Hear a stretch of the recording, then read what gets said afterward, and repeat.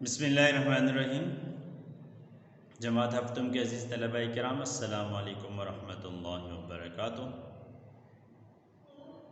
बेटा, उर्दू की 7वीं किताब के एक नए सबक का उन्वान इस वक्त आपके सामने है, जिस शहद की मक्खी नज़्म है, जिसका उन्वान है शहद की मक्खी। सफ़ा नंबर 110।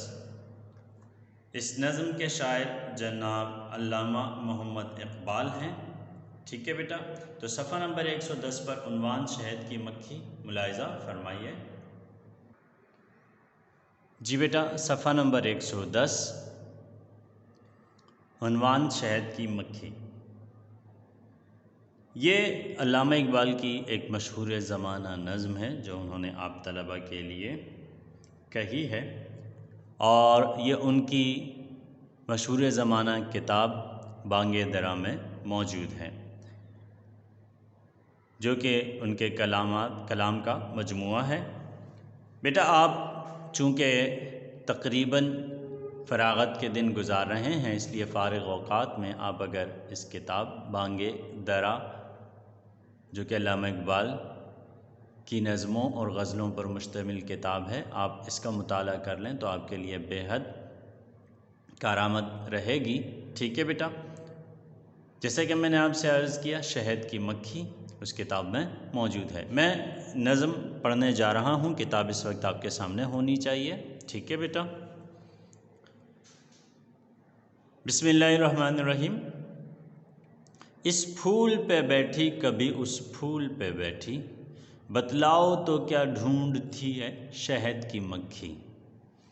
इस फूल पे बैठी कभी उस फूल पे बैठी, बतलाओ तो क्या ढूंढती है शहद की मक्खी। क्यों आती है, क्या काम है गुलजार में इसका। क्यों आती है, क्या काम है गुलजार में इसका। ये बात जो समझाओ तो समझें तुम्हें दाना। क्यों बाग में आती है बतलाओ तो जाने। क्यों बाग में आती है ये बतलाओ तो जाने। क्या लेने को आती है ये समझाओ तो जाने। बेवजह तो आखिर कोई आना नहीं इसका। होशियार है मक्खी इसे गाफिल न समझना। बेसूद नहीं बाग में इस शौक़ से उड़ना। कुछ खेल में ये वक्त गंवाती नहीं अपना। बेसूद यानी कि बेमकसद, ठीक है, और फजूल भी कहा जा सकता है इसको। बेसूद नहीं बाग में इस शौक़ से उड़ना। कुछ काम में ये वक्त गंवाती नहीं अपना। कुछ खेल में ये वक्त गंवाती नहीं अपना। करती नहीं कुछ काम अगर अक्ल तुम्हारी। हम तुमको बताते हैं सुनो बात हमारी। ये है नज़्म की तमहीद पर मुश्तमिल बंद। अगले बंद की जानिब चलते हैं बेटा। जी बेटा, अगला बंद कहते हैं जिसे शहद वो एक तरह का रस है। आवारा इसी चीज़ की खातिर ये मगस है। मगस मक्खी को कहा जा सकता है बेटा, फ़ारसी ज़बान का लफ्ज़ है, फ़ारसी में मगस मक्खी को कहते हैं। कहते हैं जिसे शहद वो एक तरह का रस है। आवारा इसी चीज़ की खातिर ये मगस है। रखा है खुदा ने इसे फूलों में छुपा कर। रखा है खुदा ने इसे फूलों में छुपाकर। मक्खी इसे ले जाती है छत्ते में उठाकर। हर फूल से ये चूसती फिरती है इसी को। ये काम बड़ा है इसे बेसूद न जानो। मक्खी ये नहीं है कोई नेमत है खुदा की। मक्खी ये नहीं है कोई नेमत है खुदा की। मिलता न हमें शहद ये मक्खी जो न होती। खुद खाती है औरों को खिलाती है ये मक्खी। खुद खाती है औरों को खिलाती है ये मक्खी। इस शहद को फूलों से उड़ाती है ये मक्खी। इंसान की ये चीज़ ग़िज़ा भी है दवा भी। इंसान की ये चीज़ ग़िज़ा भी है दवा भी। क़ुव्वत है अगर इसमें तो है इसमें शफ़ा भी। रखते हो अगर होश तो इस बात को समझो। तुम शहद की मक्खी की तरह इल्म को ढूंढो। रखते हो अगर होश तो इस बात को समझो। तुम शहद की मक्खी की तरह इल्म को ढूंढो। ये इल्म भी एक शहद है और शहद भी ऐसा। दुनिया में नहीं शहद कोई इससे मुसफ़्फ़ा। दुनिया में नहीं शहद कोई इससे मुसफ़्फ़ा। हर शहद से जो शहद है मीठा वो यही है।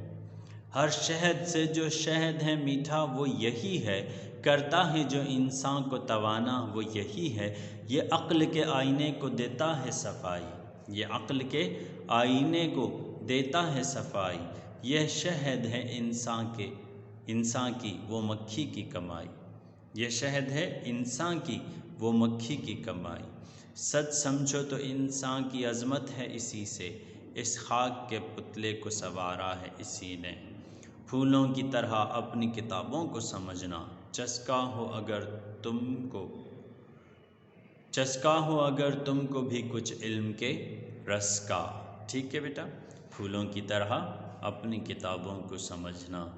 चस्का हो अगर तुमको भी कुछ इल्म के रस का। ये थी नज़्म शहद की मक्खी, जिसके शायर हैं अल्लामा मोहम्मद इकबाल, जिन्होंने दरअसल शहद को तशबीह दी है इल्म से, और तलबा पर ये ज़ोर दिया है बेटा कि जिस तरह शहद की मक्खी से शहद हासिल होता है और वो शहद सबके लिए फ़ायदे रखता है, सबको शिफा अता करता है, सबके लिए वो ग़िज़ा है, इसी तरह इल्म भी तलबा के लिए ग़िज़ा है और शहद की तरह है। ठीक है बेटा, मश्क की जानिब बढ़ते हैं बेटा। मश्क मुलाहिज़ा फरमाइए। जी बेटा, मश्क के तहत सबसे पहला काम सबक शहद की मक्खी का सरे वर्ग जो कि इस वक्त आपकी निगाहों के सामने है। ठीक है बेटा, इसके बाद अल्फाज व मानी और मश्क की जानिब बढ़ते हैं बेटा। अल्फाज व मानी के तहत महज 3 ही अल्फाज हैं, जिनके अल्फाज और मानी इस वक्त आपके सामने हैं। ठीक है, मश्क की जानिब बढ़ते हैं। मश्क के तहत बेटा सवाल नंबर 1, जिसके ज़ेल में पूछे गए मुख्तसर सवालात और उनके जवाबात आप इस वक्त देख रहे हैं। पहला सवाल है, शहद की मक्खी क्या काम करती है? शहद की मक्खी क्या काम करती है? तो जवाब देखिए, शहद की मक्खी फूलों पर बैठकर फूलों का रस चूसती है। इसके बाद अगला सवाल है, वो बाग में क्यों उड़ती फिरती है? तो जवाब है, वो बाग में फूलों के रस की तलाश में उड़ती फिरती है। तीसरा सवाल है, शहद की मक्खी अपने छत्ते में क्या करती है? शहद की मक्खी अपने छत्ते में क्या करती है? तो जवाब देखिए, शहद की मक्खी अपने छत्ते में शहद जमा करती है। शहद की मक्खी अपने छत्ते में शहद जमा करती है। इसी के साथ चौथा सवाल है, शहद ग़िज़ा है या दवा? तो जवाब देखिए बेटा, जवाब है शहद ग़िज़ा भी है और दवा भी है। ठीक है बेटा, अगले सफ़े की जानिब बढ़ते हैं। अगले सफ़े पर सवाल नंबर 2, अल्लामा इकबाल रहमतुल्लाह अलैह ने चस्का हूँ अगर तुमको भी कुछ इल्म के रस का कहकर तालिब इल्मों को क्या समझाना चाहा है? तो जवाब देखिए बेटा, अल्लामा इकबाल रहमतुल्लाह अलैह दर्ज बाला मिसरे से तालिब इल्मों को ये समझाना चाहते हैं कि हुसूल इल्म का शौक़ और लगन रखते हो तो अपनी किताबों को फूलों की तरह समझो, कि जिस तरह शहद की मक्खी फूलों से रस हासिल करती है, इस तरह तुम भी किताबों से इल्म हासिल किया करो। ठीक है बेटा, अगला सवाल है, शहद की मक्खी की जुस्तजू तालिब इल्मों से क्या तकाजा करती है? 5 सत्रों में लिखे, यानी 5 लाइनों पर मुश्तमिल जवाब तहरीर कीजिए। जवाब इस वक्त आपकी निगाहों के सामने है बेटा। शहद की मक्खी की जुस्तजू तालिब इल्मों से इस बात का तकाजा करती है कि जिस तरह शहद की मक्खी अपने मकसद को हासिल करने के लिए जिद्दोजहद करती है, पहले फूलों में रसदार फूल की तलाश करके फिर उनसे रस चूसती है और इससे शहद तैयार होता है, इसी तरह तालिब इल्म को भी चाहिए कि किताबों से इल्म हासिल करके अपने और दूसरों के लिए नफ़ा का सामान तैयार करें। ठीक है बेटा, एक दफ़ा फिर पढ़ देता हूँ। शहद की मक्खी की जुस्तजू तालिब इल्मों से इस बात का तकाजा करती है कि जिस तरह शहद की मक्खी अपने मकसद को हासिल करने के लिए जिद्दोजहद करती है, पहले फूलों में रसदार फूल की तलाश करके फिर उनसे रस चूसती है और इससे शहद तैयार होता है, इसी तरह तालिब इल्म को भी चाहिए कि किताबों से इल्म हासिल करके अपने और दूसरों के लिए नफ़ा का सामान तैयार करें। ठीक है बेटा।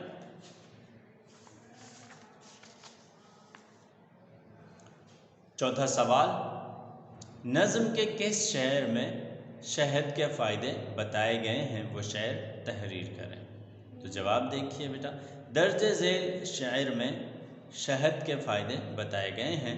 इंसान की ये चीज़ ग़िज़ा भी है दवा भी, क़ुव्वत है अगर इसमें तो है इसमें शिफा भी। इंसान की ये चीज़ ग़िज़ा भी है दवा भी, क़ुव्वत है अगर इसमें तो है इसमें शिफा भी। ठीक है बेटा।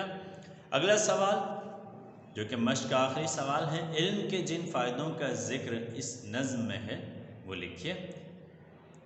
तो देखिए बेटा, इल्म के जिन फ़ायदों का जिक्र इस नज़्म में है वो दर्जे झेल है। इल्म इंसान को ताकतवर बनाता है, इल्म इंसान में समझ बूझ की सलाहियत पैदा करता है, इल्म इंसान को इज़्ज़त बख्शता है और इल्म इंसान को संवारता है। ठीक है बेटा। मुख्तसर जुमलों पर मुश्तमिल ये मुख्तसर सा जवाब। इस तरह बेटा आपने आज की वीडियो में सबक शहद की मक्खी की तकमील की। बेटा काम के हवाले से आपको परेशान नहीं होना है इंशाअल्लाह, क्योंकि जल्द ही स्कूल खुलने वाले हैं और इस काम की आपको PDF फाइल भी दी जाएगी और इसकी तकमील के लिए आपको वक्त भी दिया जाएगा।